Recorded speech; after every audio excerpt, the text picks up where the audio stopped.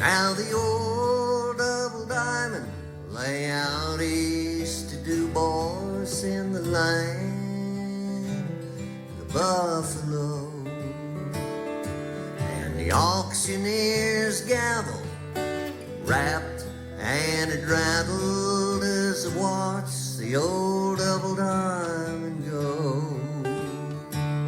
And won't you listen to the wind, Mother Nature's violin?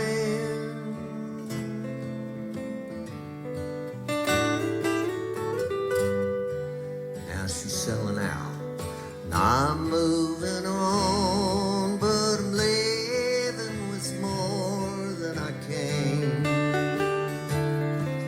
'Cause I got this saddle and it ain't for sale. And I got this song to sing, got a new range to find and new knots to tie, in a country where cowboys are kings. I turned my tail to the wind, and the old double diamond disappeared into the sea. Hey,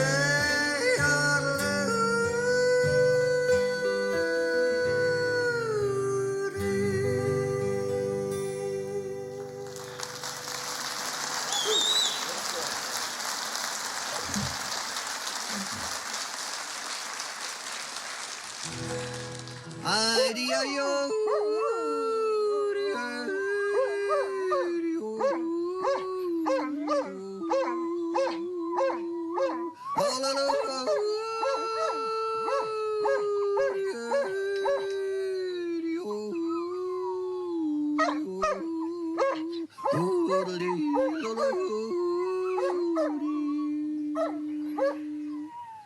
Nice. Nice, Bill. There's nothing like a yodel to convey blue or happy. And the reason I put yodeling in my songs is the old Western song had them. And a yodel is constructed of mainly vowels. Hey, yodel, yodelay-tee, yodel-dee. A lot of people have a real weak falsetto, you know, and you can't do yodel with a weak falsetto. You gotta have a real falsetto like Mickey Mouse. Come here, Pluto, come on, boy. Down, Pluto, down, boy. Anyway, you develop your falsetto by singing falsetto like a cattle call.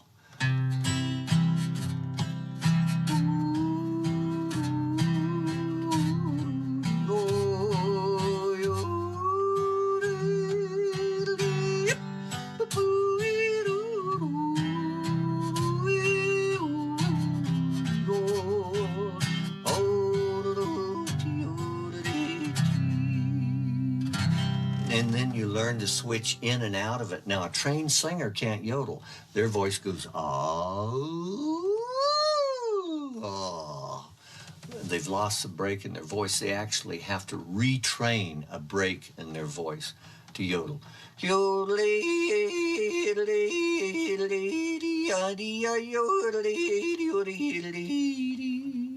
And then if you practice it long enough, you can do it fast.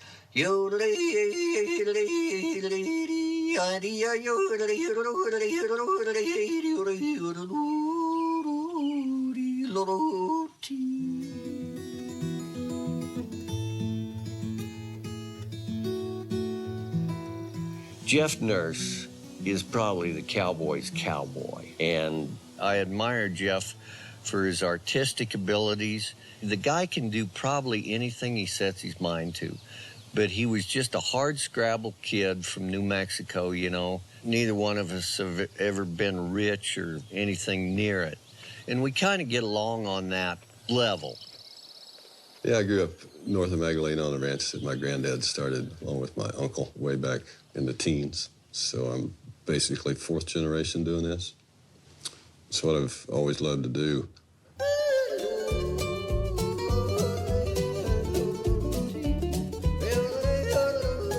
There's a line in a song that Jeff and I wrote about his Uncle Fred where it says, "A good cowboy knows what to do, but a good cowman knows why."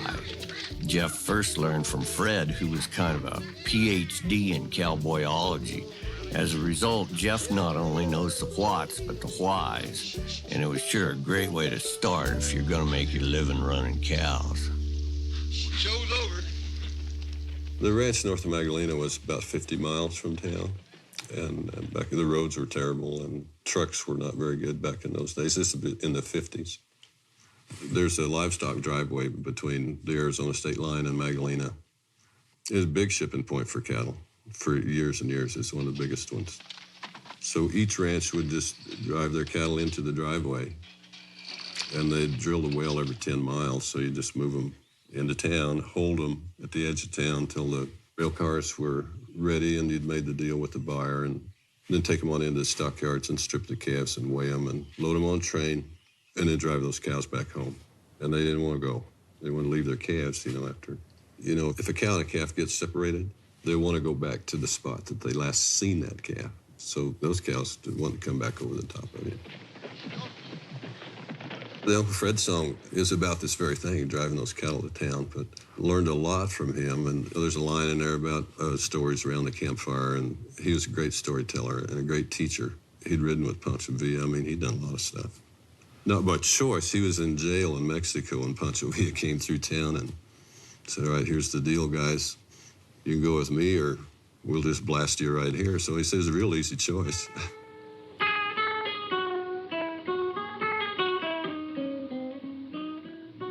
He made a nice little talk in Spanish for Pancho Villa. He turned around to us gringos and he said, "You guys get back to your own country as best you can, you see. If you don't enlist in the army." There was an old boy standing there, and I said to him, named George Dean, I said, "What do you think about being a Villa soldier?" He said, "Damn sure beats adobe walls with me."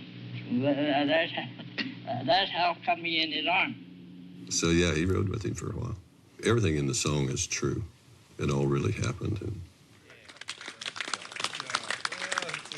I'll tell you one Gary and I wrote together.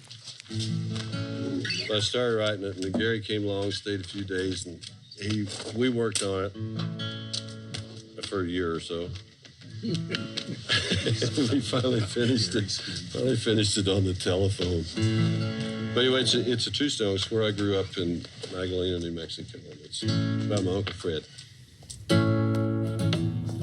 From the Spurs and Blanchard Bay to the trademark fell to circle his head.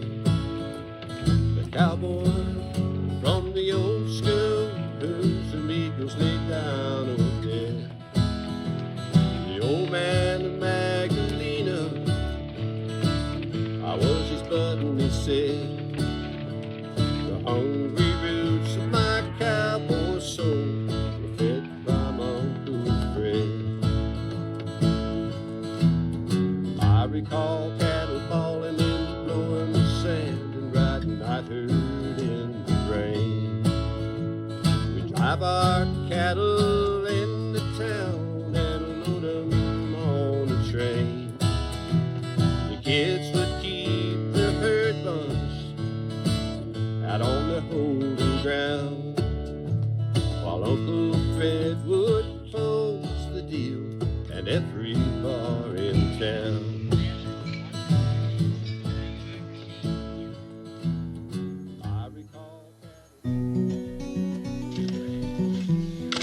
Thank you.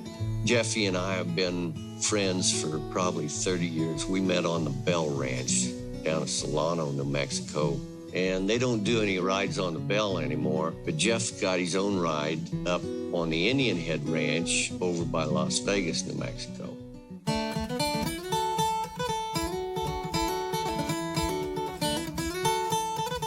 At a trail ride, these guys usually get there and you get your duffel stowed and you get camp made in your tent there, and then you ride out in the mornings, get on a horse and ride for a day. And these are gentlemen's trail rides, where it takes like 2 mules just to pack the whiskey.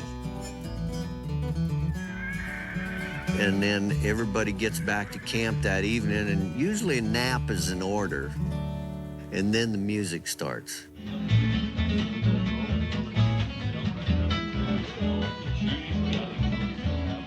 And it isn't a formal show. You're just sitting around the campfire with a guitar, and it comes your turn, and you play them a song, and then somebody else plays them another song, or does a poem, or tells a story, or you're just out there with your buddies.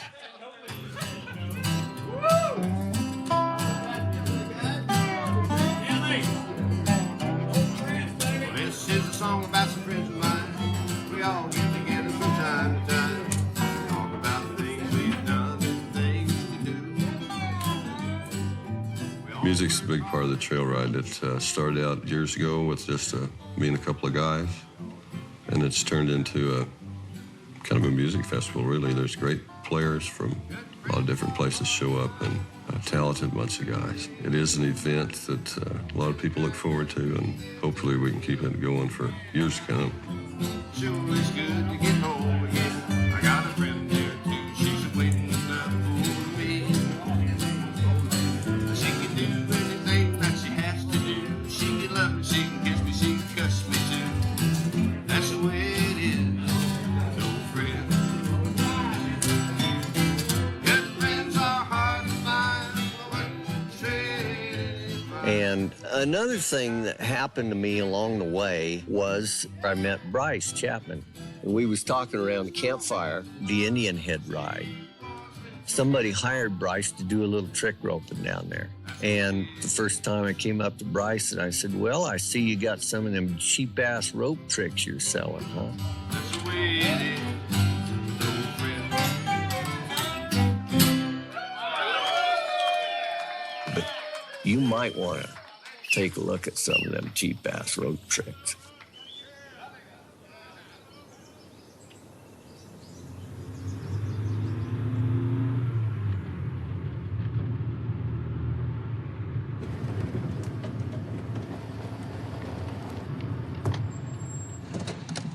I need a quad iced venti 3-pump vanilla latte. Quad iced 53-pump vanilla latte. Yeah, and I'll take a white chocolate mocha. At the window. I cannot pronounce some of the things that we're supposed to order anymore. There's a new language out there. Who would have ever thought that a cowboy would say, Google it. Look it up on the internet. Right? Out in Montana where the sky's blue lives a fella named Slim, an old buckaroo has a big black hat. Rides a horse that won't quit. He ain't no outlaw, he's plumb cowboy, and he can yodel, you bet.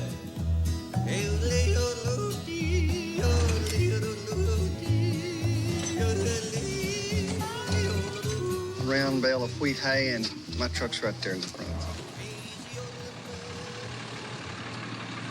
What you doing, man? Just solid work, that's it. I love it. I don't know what else I'd do if I didn't.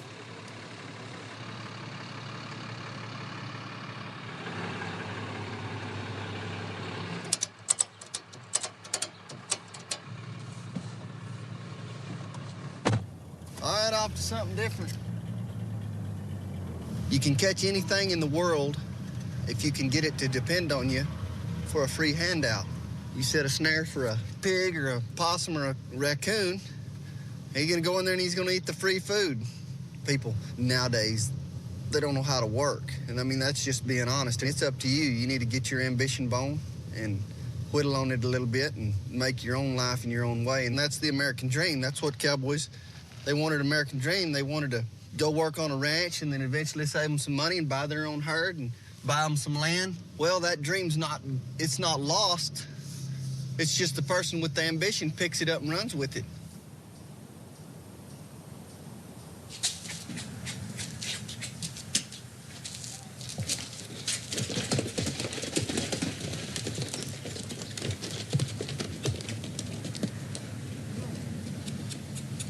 Get on this deal here, come on. Bryce Chapman, he's a strong guy. I guess he gets it from shoeing horses. You know, he's horseshoeing royalty. Come on. Attaboy. Huh. His dad used to shoe the Queen of England's horses, and Saudi Arabia, they used to fly him over to shoe those horses, and Bryce came right out of that. And he's carrying on the tradition. The shoeing horses is a lost art because a lot of cowboys can still shoe horses, and there are a lot of guys that go to farrier schools and learn how to shoe horses, but just doing it for a living every day, a lot of guys, they'll find out that it's harder than they thought, and they'll just go ahead and pay somebody else to do it. And that's a blessing for our business because we've been doing it for so long. You know, horseshoeing is the hardest job on the ranch, and you're right down under them where they can stomp you. So you have to get your bluff in on them and command some respect. You have to know what you're doing technically and be plenty horse savvy. And if you do it right, you take good care of their feet and nobody gets hurt. You know, cowboys' hands, they all have battle scars. And when you're always messing and playing with horses, anything you touch can pretty much either cut you or step on you or bite you, and you always have some pains. And when you're using those rasps, they're extra sharp, and you can cut your fingers really, really easy. And that's what, hey, what are you doing? And that's what some of these scars are. And, you know, of course, your fingernails are always breaking off or they're cracking. And in the winter, I use a lot of white tape and lots of super glue.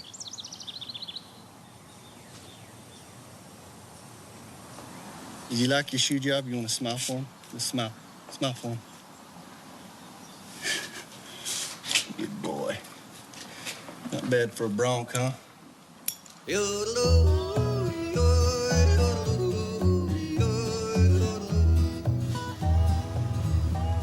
I threw a guitar over my back in 1971 and set off to become a songwriter, much to the dismay of my dad.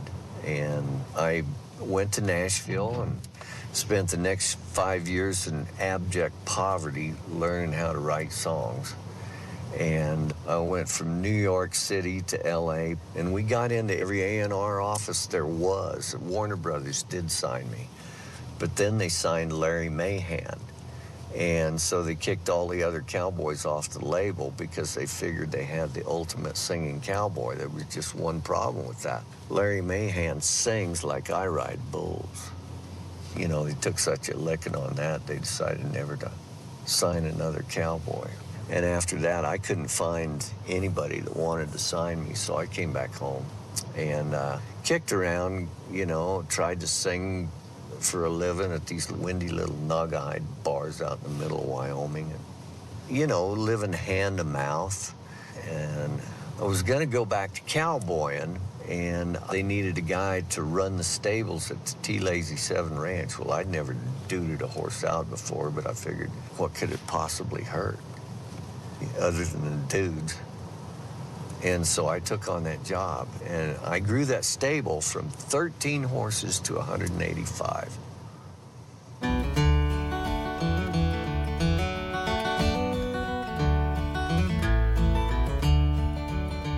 And then, well, I got called away from the T-Lazy 7 because Tomato Records, it was a New York City label, they called me up and wanted to sign me, and so you bet, I quit my job at the T-Lazy 7, and then we headed for New York and cut the album. And there was 4 artists on this label. There was me, Dick Gregory, Townes Van Sant, and Philip Glass.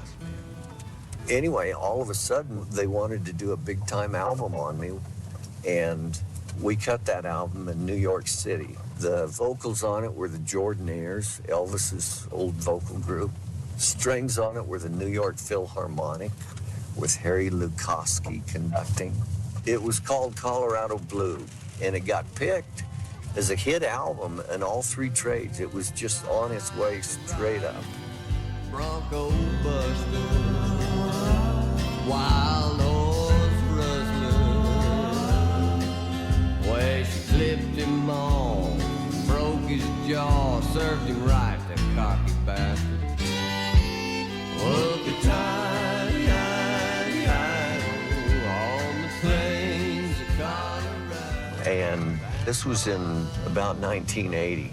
Tomato Records had me on this tour of radio stations. And I was to go to Memphis and play a gig at St. Jude's Hospital, and the only room they could find for me was a suite, and I didn't know that I was staying right next to Gerald Ford. All of a sudden, the other elevator doors opened, and it was Gerald Ford. And he had 2 Secret Service guys with him, and they looked straight at me, and they said, "Get him." And all these cops just jumped on top of me, pinned me to the floor, and they got Gerald past me without risk to his person, I guess. So I got up to my room, and I thought, whew, this has been a hell of a day.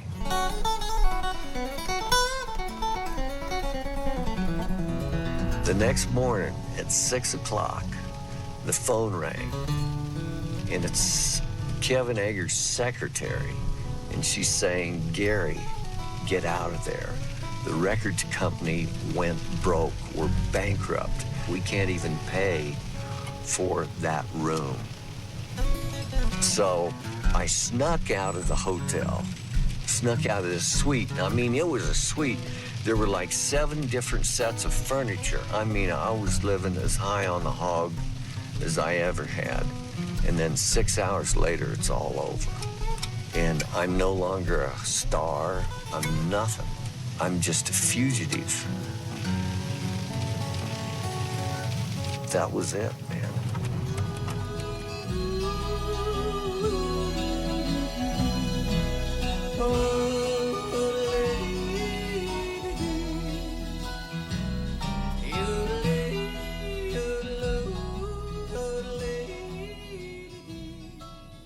We met in 7th grade at a high school sock hop and got married young. I was 16. We've been together ever since. You know, you're a little immature at 16. People don't take you very serious, but we was ready to get started. And from there, we basically came to this ranch and started running our own cattle and working for ourselves. That's kind of where we're at right now.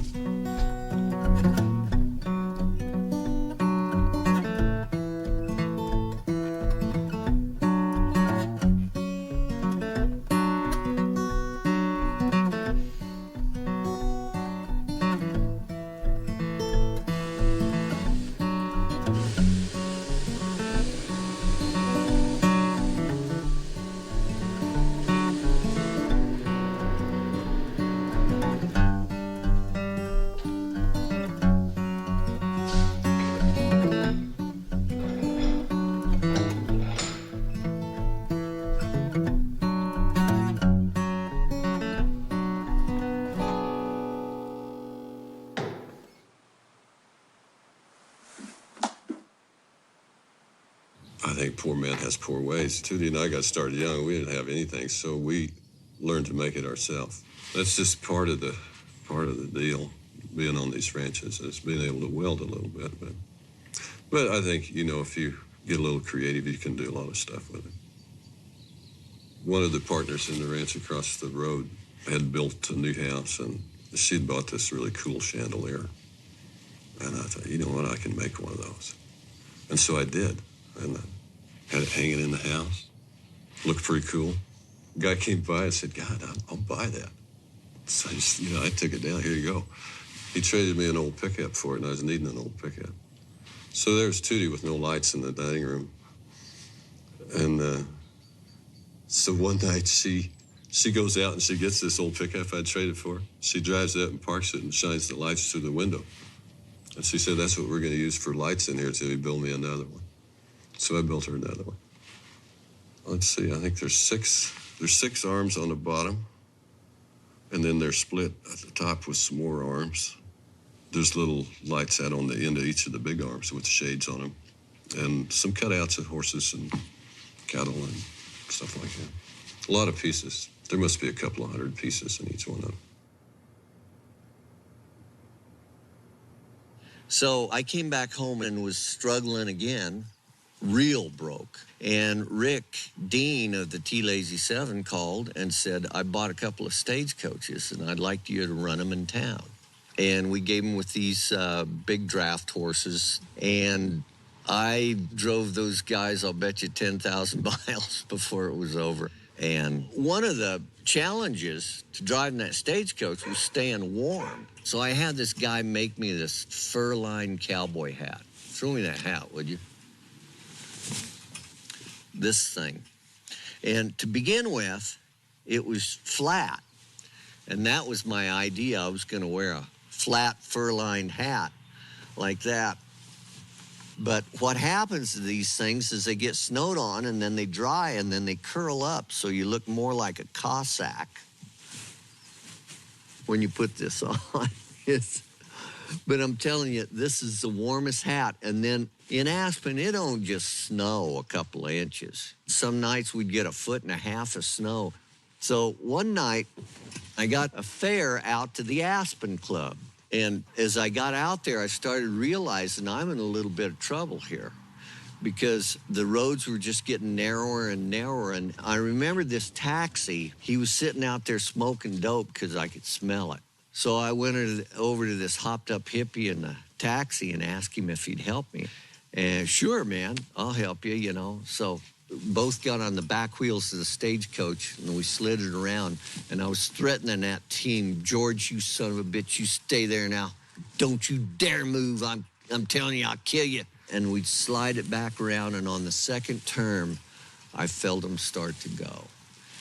And this job was starting to pay real well, and everything was starting to work real well. And if those horses would have run off, they would have wrecked that stagecoach.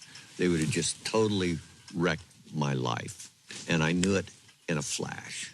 And I jumped in front of him, and the tongue went right between my legs. And this hat went down like that. All of a sudden, I was on the middle of a team of runaway horses, you know, with stone blind. I was down there like that. I could feel their feet.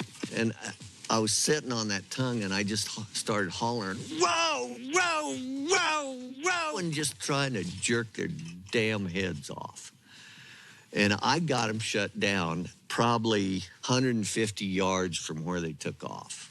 This guy in the taxi, he turns it around and comes back, and he said, whoa, man, that was really something. And I can only imagine what that looked like to him. But I did get him shut down. But, you know, when you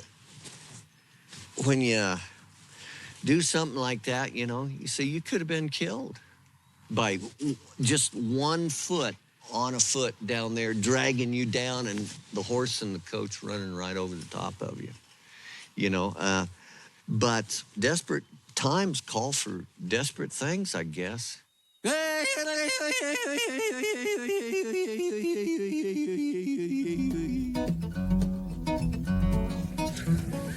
This is a big loop. It's called the Texas Twister. It's basically a flat loop that you get in, and then you spin it out to the tail so it doesn't twist. Easier to do with a spot cord rope out of the wind. And then you spin the other one, which is, you know, obviously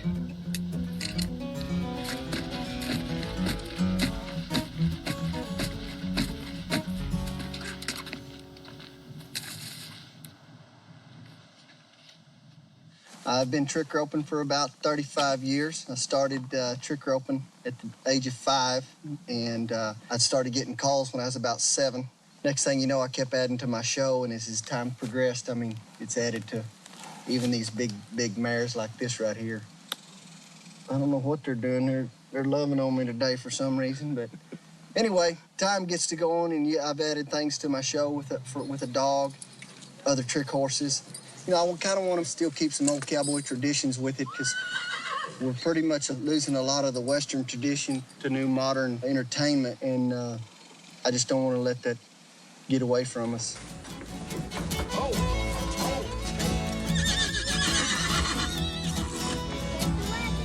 Yeah, back into the chute. Grace, you be okay with Sparky? Roping is a real skill. You don't believe it, just pick up a rope and try to use it. Knowing how to use a rope is a big part of cowboying and this country's history. When these kids see a guy that really knows how to use a rope in the flesh, They have this little seed of first-hand knowledge that they'll carry with them the rest of their lives. I do a performance on the New Mexico Junior College campus in Hobbs, New Mexico, and there are anywhere from 2,000 to 4,000 kids come through there, and I've been performing over there for about 22 years.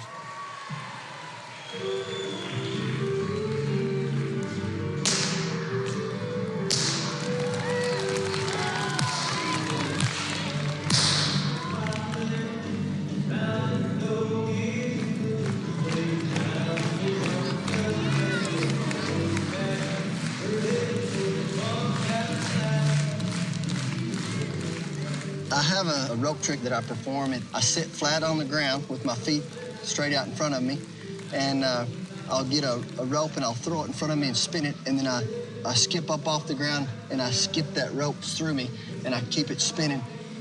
I call it laying down on the job.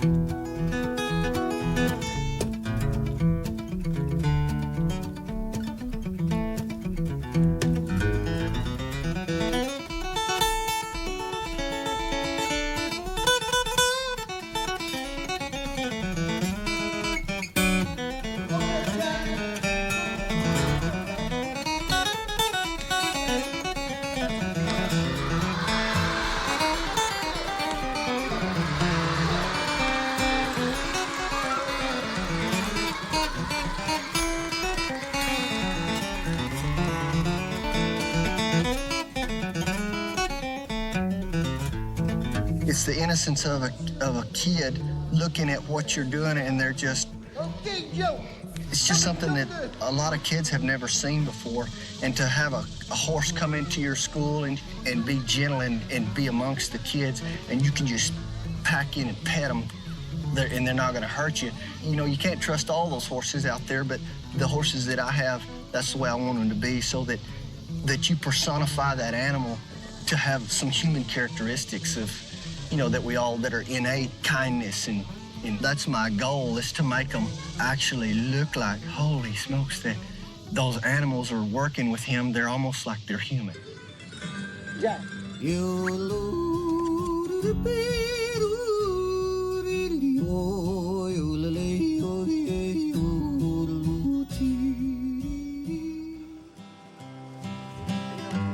Well, he picks up his saddle when he gets to the barn in the cold of first morning's light.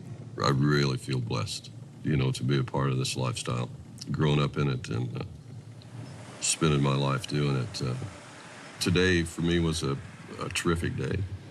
We met up with all of our neighbors before sunup and unloaded our horses and gathered the pasture and pinned the cattle, and had a great cowboy crew. Neighbors are such an important part of it, the way we do it, because we help each other. They help us, we help them. He's got a new red bandana, an old pair of spurs. He buttons his duster down tight, with frost on his breath and the wind at his back. He saddles his pony with care. There's a fence that needs mending way down by the highway. He longs for a time when that road wasn't there.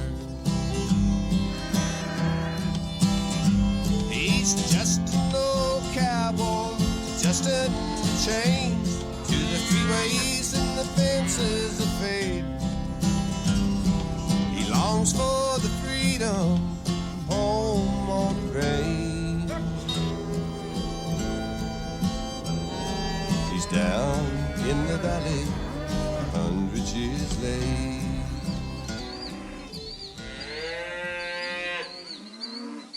Jeffy knows a ton of good New Mexico cowboys. And of course, Brandon's always a hell of a lot more fun on horseback.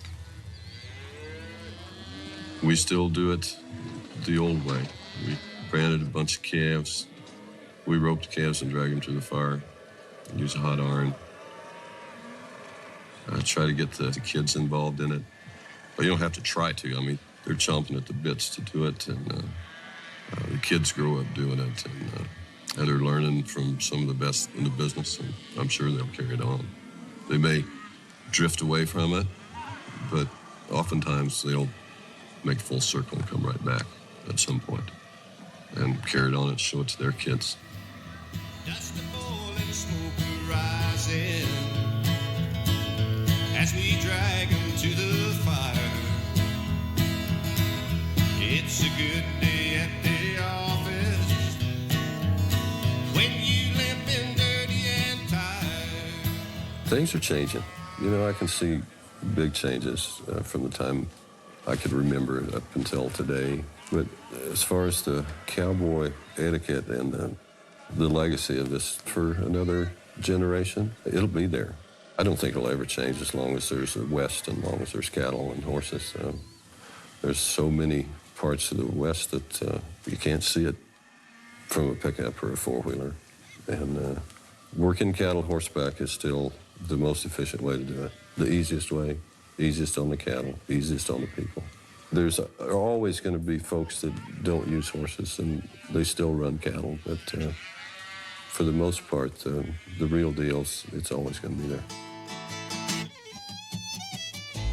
After the branding, you know, it's kind of a fun part of the day too, because the cooler opens up and the lunch is ready and people look forward to that, because really, at the end of the day, all these cowboys get for helping you is a cold beer and a good meal, and that's their pay for the day. So we do our best to make it good for them. Not a better way in the world to spend a Saturday.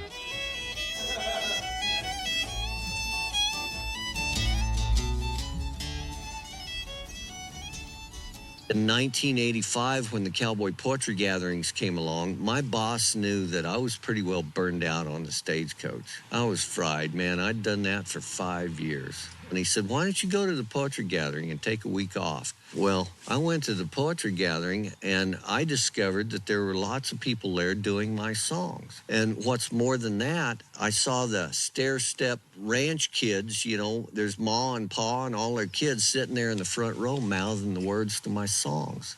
I had no idea they were getting out. I was stuck up there in Aspen in a dude ranch operation.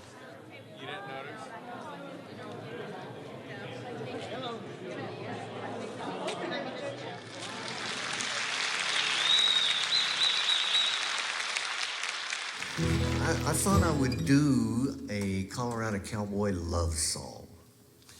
And I wrote this about a little hairy-legged hippie chick that I picked up going up Berthoud Pass one time. She was hitchhiking, and she was going to Vernal, Utah, and I was going to the ranch that day, and hell, I wasn't doing that much, so I took her there. I fell madly in love with her in the process, and I guess we were happy for over 3 weeks. And then she dumped me, and I wrote her this song. I always thought it was a pretty good song. I figured Kenny Chesney or Garth Brooks or one of them guys would do this song, and she'd hear it coming out of some lonesome jukebox someplace, and it would rip her little heart out. Anyway, it's a Colorado cowboy love song. It was out west of Denver near the Great Divide, along the side of the road.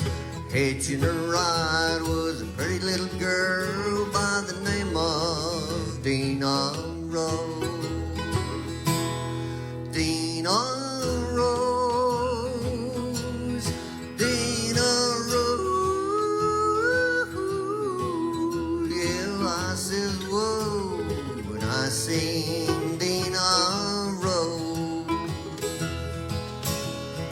I was a cowboy all boogered and bent.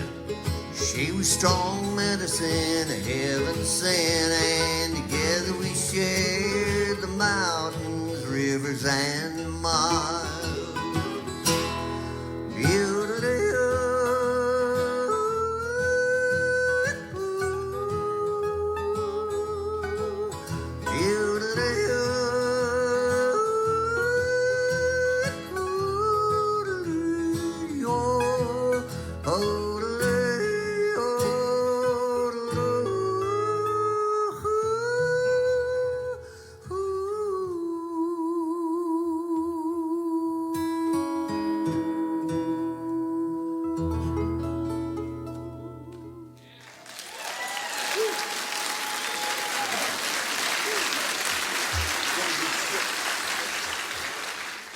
I used to pal around with a guy by the name of Dick Spencer. He was the grand old man at Western Horseman magazine. He was a publisher there for over 40 years. And we'd be playing some, like the Wyoming Beef Cattle Improvement Association's annual banquet. And Dick would be the speaker and I'd be the entertainer. And so we became pretty good friends. And they had a poetry gathering in his honor in Colorado Springs. And I was featured on that gathering one year, and Dick asked me if I'd stay at his house during the gathering. So I agreed to that, and I got there about 2 o'clock in the morning. And I didn't know it, but Dick's daughter, she kind of had a little crush on me. So I got there about 2 in the morning, and she's in her tight jeans baking cookies. I said, Ma, do you usually bake cookies at 2 in the morning? She said, oh, yes. Oh, yes. Well, Candace later became my wife. And I'm just here to tell you, I haven't seen other cookie baked at 2 in the morning since that night. But after Dick died, you know, this was Mr. Western Horseman. He just had stacks and stacks of letters that had correspondence that he'd written back and forth. And one thing that really burned his toast was when Ralph Lauren came out with this men's cologne he called Chaps. And I found a letter that Dick wrote on Western Horseman stationery, and I didn't change it much. I just set it into a poem. So this is to Mr. Ralph Lauren, 505 Fifth Avenue, New York City. I seen on the TV, Mr. Lauren, that you have a men's cologne you call Chaps. And it's probably a manly scent, or you wouldn't have called it that. Myself, I never used the stuff, and this may sound a little harsh, but I think men use cologne to hide the fact they haven't washed. So I can't really comment on the product, though I'm sure it smells just fine. It's the way you say the name Chaps that chaps my cowboy behind. You see, the name is derived from the Spanish word chaparejos, which in turn gets its name from the word chaparral, which again in Spanish means a dense thicket of thorny brush and trees, which all manner of cowboys have ridden through for centuries. Thus, needing protection for their legs, these chaparejos were fashioned from cowhide and are the leather leggings cowboys wear that come without the backside. Then us gringos got a hold of the word and shortened chaparejos to chaps. Much the same way we took the word tapadero and condensed it to taps. So the CH sound is really pronounced with an SH sound, you see, and to an old cowboy that's worn chaps all his life, it seems a travesty that you would use the cowboy's manly image to sell your fancy smell to the herd and never even take the time to learn how to say the word. Because the truth is, Mr. Lauren, even though I'd like to console you, anyone who says chaps for chaps don't know chit from Chinola.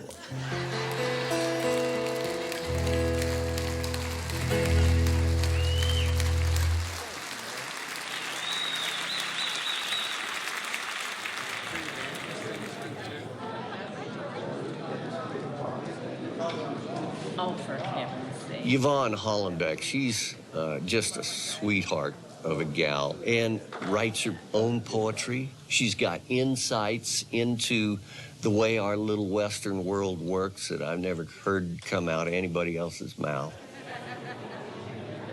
Yvonne Hollenbeck from South Dakota. I was commissioned one day because I was the only one home to go help the neighbors that had a prairie fire. And it was about 102 degrees that day, and I come home and I'd spent 7 hours on the gunny sack crew. And I was totally exhausted. I was just black with smoke. I went over and turned on TV to see if there was any chance of rain in the forecast. And guess who was on TV? Martha Stewart. She was showing how to properly iron table linens. And as tired as I was, I wrote a poem about her before I went to bed that night. What would Martha do? Martha's making millions showing people how to cook with her syndicated TV show, her magazines and books. But she don't know a darn bit more than gals like me and you, but we don't get a nickel for the many things we do. It never seems to bother when her hair gets in her eyes. She just pulls it back and then commences making cakes and pies. She licks the batter off her fingers right there on TV. And why she's getting paid for it sure beats the likes of me. I wonder if she'd fare so well if she lived on a ranch, and what she'd use to get manure off of boots and pants. And when she's plumb exhausted and she has to feed a crew, don't you ever wonder, what would Martha do? When hubby hollers that he's stuck and he could use a tow, would she know how to find the gears and let that clutch out slow? I wonder how she'd do sorting cattle through a gate. Now that would test her many skills. It just might be her fate. Would she know how to fix a fence, put a splice in wire, or use a soaked-up gunny sack to fight a prairie fire? And when she's using cream and eggs, do you suppose that she'd know how to clean a hen house, separate, or milk a kicking cow? Her fancy TV oven, I doubt, would fill the bill when in the house he brings a calf that's taken on a chill. Would she know how to do the chores when hubby has the flu? Don't you ever wonder? What would Martha do? Well, last week I helped with fencing, and we'd gone for quite a ways, and I hadn't done no housework in more than several days. I come home sore and tired, and much to my surprise was a couple cattle buyers. I had to feed those guys. And then I set another plate, because guess who next arrived? The banker, with his briefcase, come pulling in our drive. He said that he was passing by, and he thought he'd stop and look at our cattle and our horses, and he'd like to check my books. Folks, I'd been real busy. My books were way behind, but I told him he could check them. I didn't really mind, because the records that I showed him were far from being true. After all, I got to thinking. Thank you.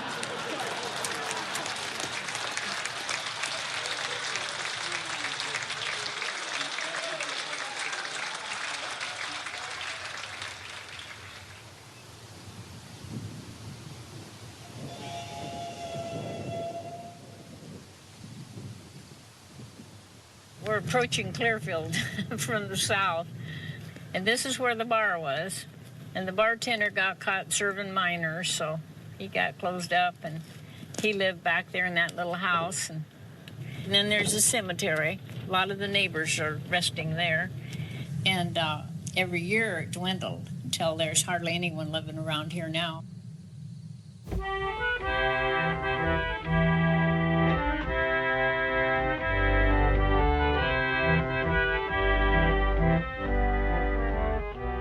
When I got out of high school, I became a rodeo organist.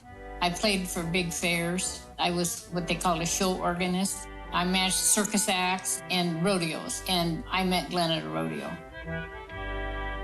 He was a pickup man, and then he also calf roped and often bulldogged and hazed for other bulldoggers. And Glenn is actually, he's my best friend, and he's my best supporter. He really supports my poetry, and he's a real good sport about it.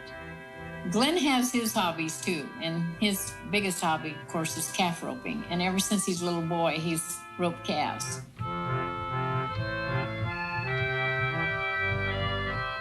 And that's his passion. He's 70 years old and still roping.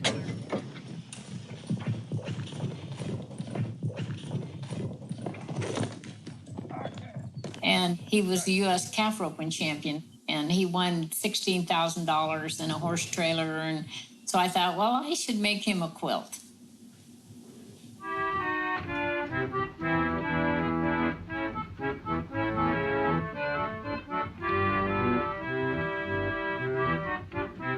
So I took one of his roping pictures and appliqued that in the center of a star quilt I made. And I entered it in the Rapid City Quilt Guild show last year, which is a big show. And it won first prize. So.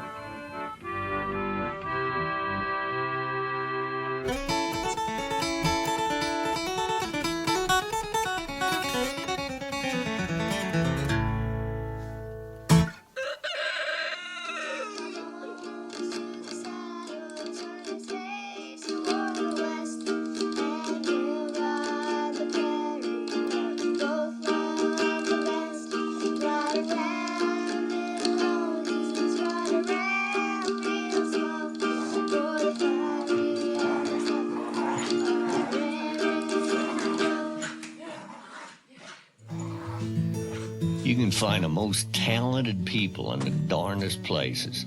I met John Moore decades ago on a trail ride, and we've been friends ever since. I used to work at the old-time picking parlor in Nashville, and I've heard a lot of pickers, but John is the best flat picker I ever heard.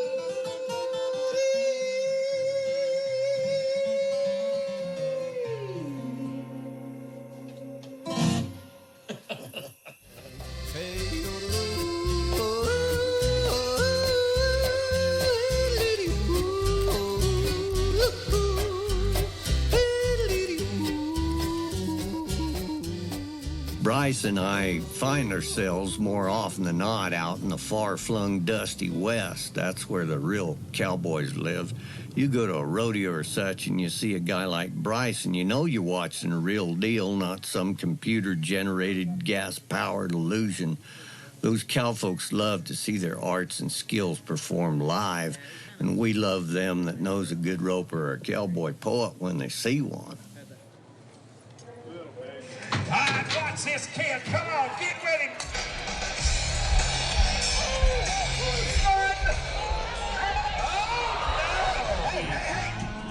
Now watch as he builds the big loop. And this is called a Texas skip. It was made famous by the late, great Will Rogers. And he does it moving down the arena. What do you think about that? Ladies and gentlemen, Mr. Bryce Chadbud. Get down. Now watch as he lays this horse down in the middle of the arena. That's a good dog. No biscuit.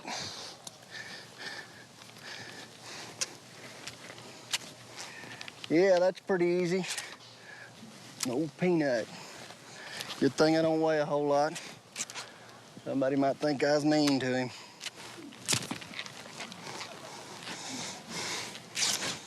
You know, you can pull on them and, and talk to them. Like, just to make them simple get up, you got to give them a place where you want them to get up by touching them somewhere. Whoa! Peanut said that's enough. Get up. All the way up. Come on.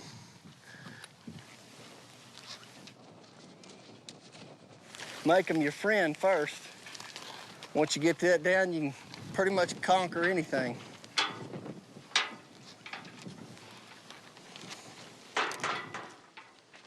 Well, I bought Crossfire when he was 14 months old. He's a 1991 model. I've had him, he's 21. And I've been the only one that's ever basically taught him anything. He and we have an understanding. He does what I want him to do, and then I go feed him right after that. There's a lot of work involved in getting these animals to get them to where they like you enough to where they're just gonna hang out with you like this. Once they become a performer or an entertainer, they understand that, and they know that that's their job, and they love it. And when you get a horse or an animal that they know that that's what they're supposed to do, if you're not working them or you don't have jobs, then you might as well be shooting bullets at them, because they're dying, because they love to perform and love to be going somewhere just like a person.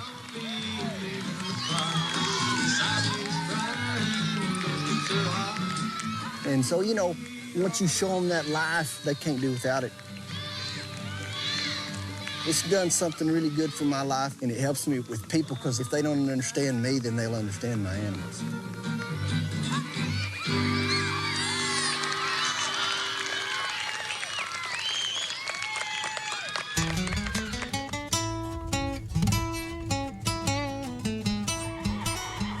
The Chama ride came right out of the old Bell Ranch rides. When the Bell sold and they didn't have a ride there anymore, a lot of guys wanted to continue that tradition. So a bunch of them persevered and moved over to the Chama, and it's a heck of a ride. I do a little horseback poetry sometimes, and Bryce is my favorite audience.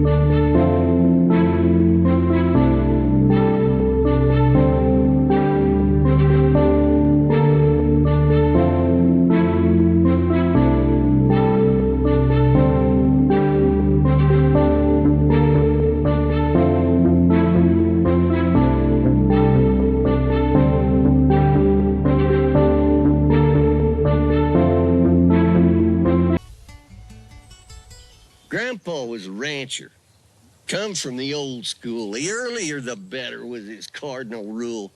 He'd roust us kids up in the middle of the night. "Rise and shine, girls," he'd yell as he blinded us with the light. And if you didn't want your bed tipped over on your head, you'd get your tail moving, do exactly what he said. He'd pour a pot of strong coffee down us, even though it was only sprouts, then kick us out in the dark to try to find our mounts. We'd stumble around his frozen Corella, stars a-shining bright. To tell whose horse was which, you had to have a flashlight. With jokes and quips, he'd try to quell our early morning ire. Then he'd haul us out to some distant pasture and light a sagebrush fire. We'd huddle around that fire and shake till our bones would rattle, not sure if it was the coffee or the cold or dreading Grandpa's raunchy cattle. We'd wait around there for what seemed like a week till it was light enough to ride for these cows we was to seek. I've never been so miserable my entire life combined as I was out there with Grandpa on them early morning rides. And whether he was right or wrong ain't for me to say, but morning's been plumb tolerable since Grandpa passed away. Oh, that's funny. Hell, I'll probably go face down in my beans with a death yodel. I won't have a death rattle. It'll be a death yodel. I'll go face down in my beans at the Wyoming Beef Cattle Improvement Association.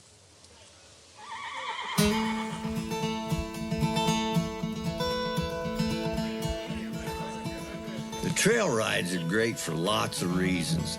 The guys all have such busy lives that for a few days you all get to be boys again.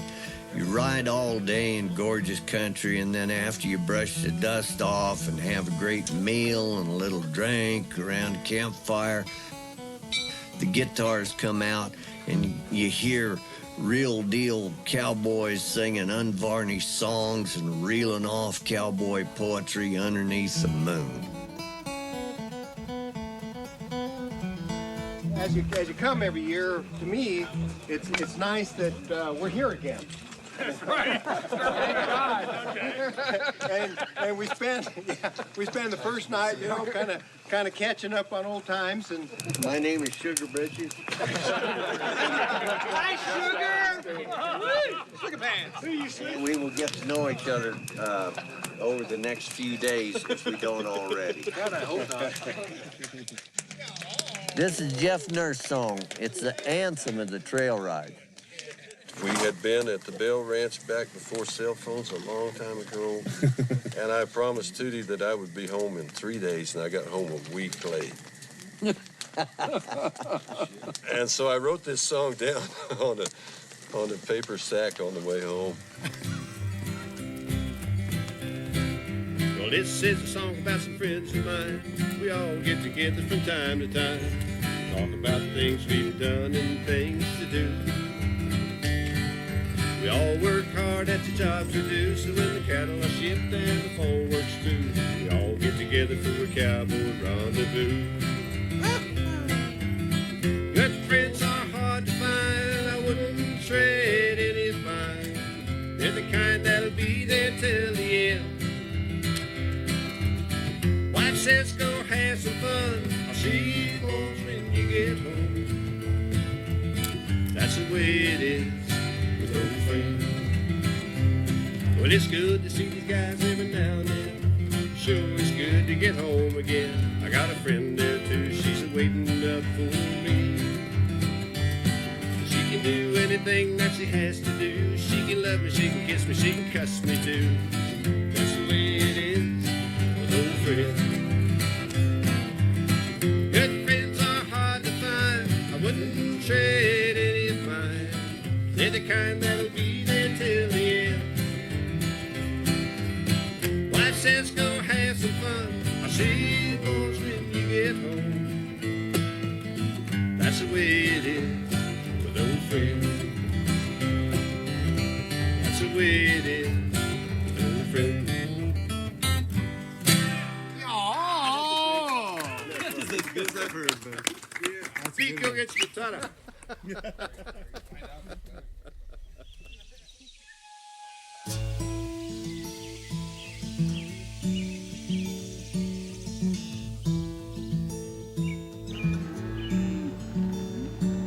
Yesterday we had to move one bunch of cattle. We're bringing all our cattle home for the winter range. So we brought one bunch home yesterday, and I followed along in the pickup, and they had to be so observant to make sure that gates weren't open and other cattle weren't coming and semis weren't coming down the road and what have you.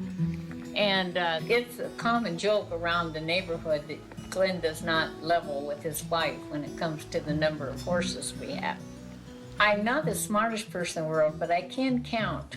And he always tells me he's got 20, but I don't know how many bunches of 20 he has. And those horses eat a lot of grass and hay. I'll say, now, how many horses are in that pasture over there? And he'll say, well, how much quilt fabric do you have in the basement?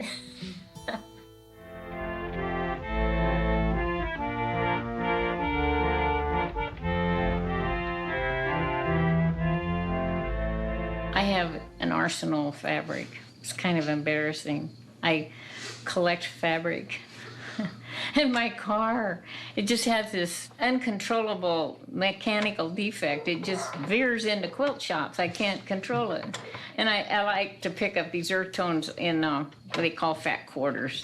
You just buy these little fat quarters and you can stick them in your purse and kind of... Oh, us quilters all have a little problem with that. One lady told about buying some fabric and putting it in the grocery sack and then putting the bread and potato chips on top of it and carrying it in the house. And her husband thought she just got groceries. Didn't know there was $50 worth of fabric in the bottom of that sack. That was not me. Whenever my husband says anything about my habit of collecting fabric, I just mention all his saddles and tack and ropes and horses. I might mention something about the fabric does not eat oats and hay and dye.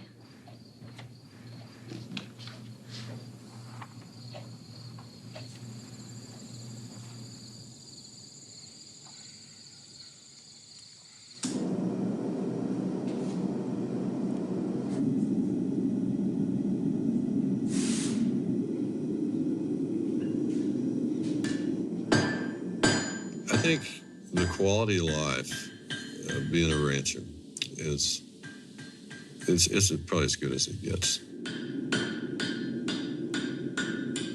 You know, you don't make a lot of money, but every day's something new. A lot of outstanding people in this business. It's a great way of life. It's a great way to raise your kids. Somebody asked me one time when I was going to retire, and I said, you know what? I may be retired now. I said, and that when you kind of do what you want, you don't make much money. So I'm never going to change. I'm going to be here as long as I can be here.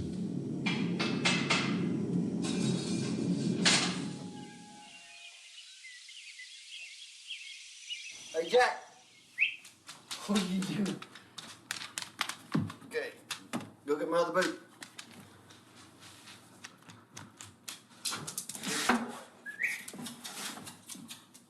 Hector, good job.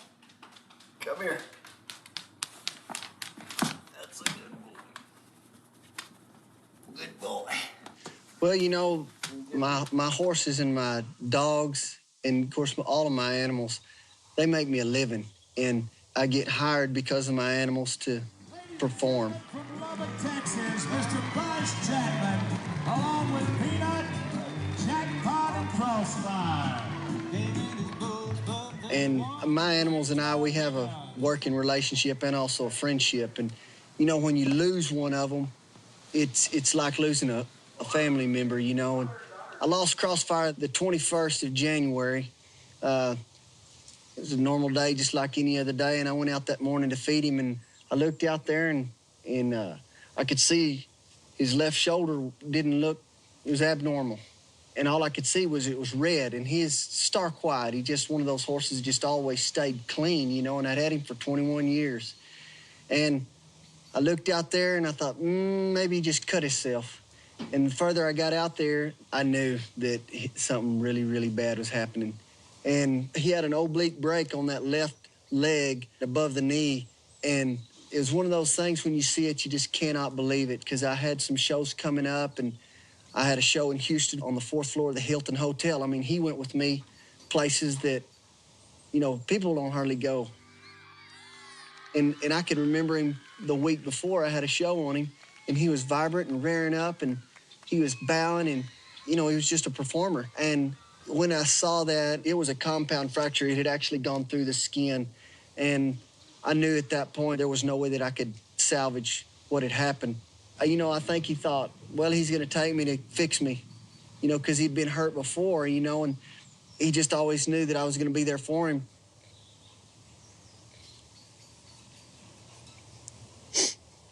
And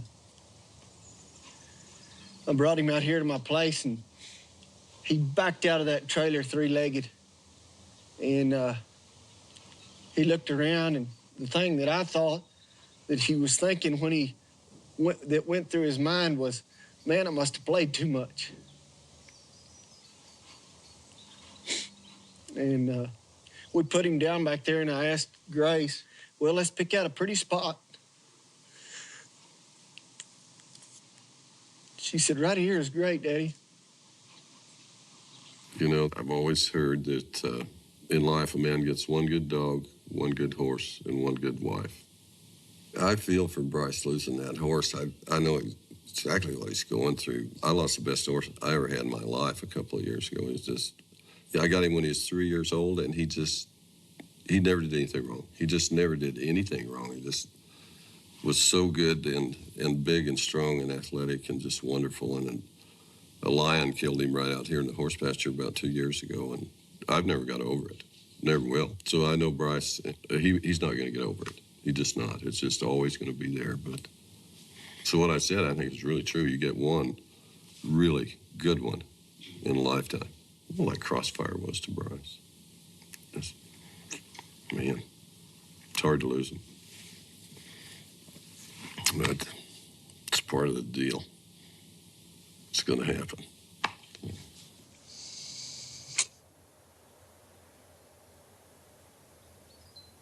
I shoot horses down there, and I guess I put him up here so he'd be above me every time I work. You know, half of everything I owe to that horse, and he was my friend. with someone like you, a pal good and true. I would like to leave it all behind to go and find a place that's known to God alone, just a spot to call our own.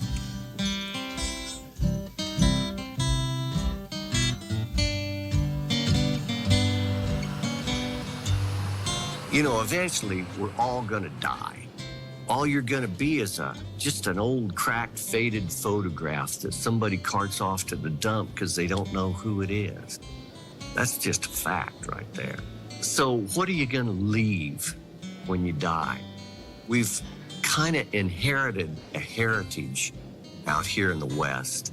We all like who we are and what we do, and we want to perpetuate it. We want to hand it to our kids. We want to leave the West in at least as good a shape as we found it in.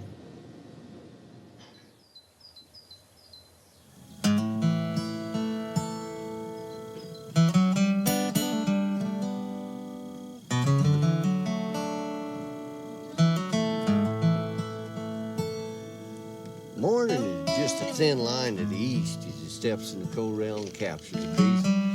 Cold saddle blankets, hey, cock-a-doodle-doo, don't buck now, you booger, you break me in two. And your head starts working on the last pass around. Saddle horses are wrangled, draft horses cut out. He shuts the gate and you steps to the ground. It's hot black coffee you're thinking about now, and biscuits and gravy and eggs over light. The foreman's wife is a beautiful sight. Jokes and jabs and the cow boss's orders of chewing a toothpick, and you're out the door. To saddle a horse you'll use for the day, making sure your rigging's got no extra play. Your steps aboard light with him all gathered up, 'cause you know firsthand this critter can buck. Ease him out at a walk and head north towards the dump. You'll be asking to trot when he loses his hump. He hits a slow lope on the Badger Highway. It's a cool morning, blue sky cowboying day. And the brooks are babbling down through the holes, and the meadowlark sings the songs in your soul, and the wildflowers blaze any color you suppose as the smell of the sagebrush and pine fill your nose. Now the horse that you're on, he's big and he's lean, quick, tough, smart, and a little bit mean. His saddle's no place for the meek or the green. He's a sure enough rip snorting cowboying machine. And the place that you're headed is pretty intense. Continental Divide is the back fence. There's 10,000 acres of mountain and rock there, and 1,200 head to check in a doctor. And to make matters worse, or better, you think, they're all yearling heifers, unpredictable dinks. They'll run and they'll hide till hell freezes twice, then kick up their heels as you skate on the ice. But this ain't no colt, and you ain't no kid. So you jerks out your rope and you pulls down your lid and you climbs and you cruises the sagebrush and aspen till you find you a cowroot what's droopy and raspy. And you'll tag her just before she gets to the brush and trip her and tie her in a big rush and pack her with sulfur and penicillin. She'll turn for the better, good Lord willing. Lots of foot rot and pink eye today, but that don't mean the boogers can't play. They've ducked and they've dodged till who laid a chump. But you managed to capture a pretty good hunk. Your horse rolls in the dirt while you put up your tack, then savors his grain while you scratch his back. It's an evening ritual you both enjoy. You don't covet nothing when you ride this old boy. He heads for the Timothy down by the lake, and you saunters towards the house for soup and steak to mix it up with compadres and finish your pie, like folks do when they're satisfied. When supper's done, there's little time for play. You sleep hard all night if you work hard all day, and before you fall off your log to float in the air, you may have time for a little prayer. Lord, I thank you for this cowboying day. I sure had me some fun earning my pay, and I like to think you keep meat on the table for a country that needs to keep fit and able. But a cow with no horse, Lord, is boring as hell. And a horse with no cows don't ring my bells. It's a good life you gave me, these horses and cattle, and I just wanted to say thanks, Lord, for my day in the saddle.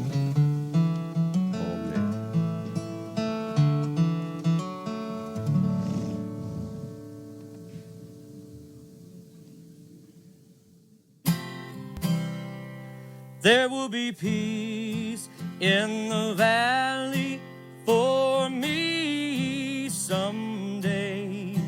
There will be peace in the valley for me. Oh Lord, I pray there'll be no sadness, no sorrow, no trouble I see. There will be peace in the valley